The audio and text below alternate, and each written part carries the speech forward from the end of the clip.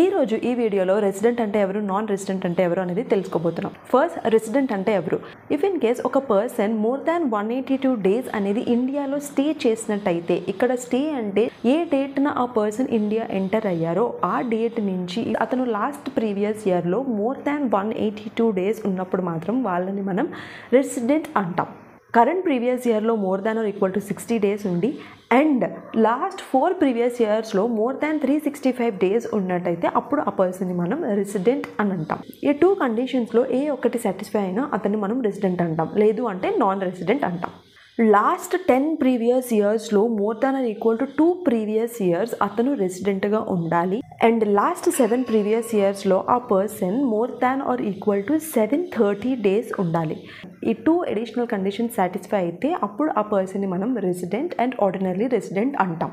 First మనం basic condition అనేది చూసుకున్న తర్వాత ఎడిషనల్ కండిషన్స్ అనేది చూసుకోవాల్సి ఉంటుంది. ఈ 2 అడిషనల్ కండిషన్స్ అనేది సాటిస్ఫై అవ్వకపోతే he is a resident but not ordinary resident అనేది చెప్తాం.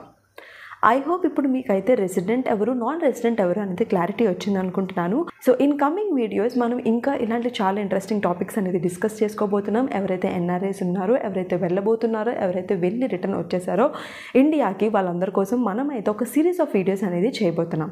So stay tune to my YouTube channel and don't forget to subscribe. Thank you for watching and see you all in the next video.